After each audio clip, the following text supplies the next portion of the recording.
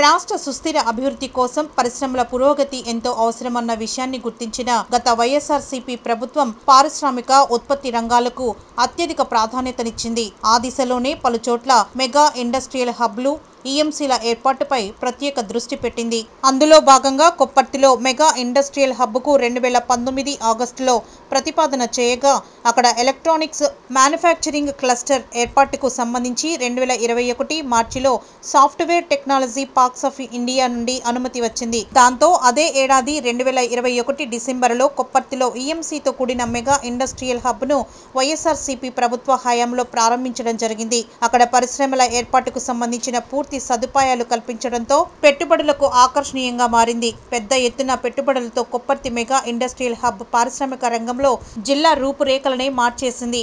Kopparthi mega industrial హబ్కు 2022-23లో వచ్చిన టెక్నోడోమ్, టెక్సానా సంస్థలు వెంటనే తమ పనులు ప్రారంభించాయి. శరవేగంగా నిర్మాణాలు పూర్తి చేసుకుని ఇప్పుడు ఉత్పత్తిని మొదలు పెడుతున్నాయి.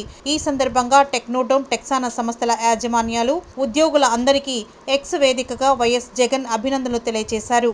వాణిజ్యపరంగా రెండు సంస్థలు ఎంతో వేగంగా అభివృద్ధి చెందాలని ఆయన ఆకాంక్షించారు.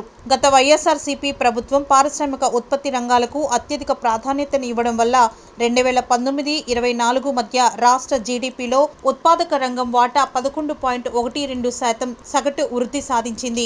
అదే సమయంలో జాతీయ స్థాయిలో ఆ రంగంలో నమోదైన వృద్ధి 6.9% మాత్రమే అని గుర్తు చేసిన జగన్, కొప్పర్తి మెగా ఇండస్ట్రియల్ హబ్లో ఏర్పాటైన టెక్నోడోమ్, టెక్సానా సంస్థలు ఉత్పత్తి రంగంలో కార్యకలాపాలు ప్రారంభించడంపై హర్షం వ్యక్తం చేశారు.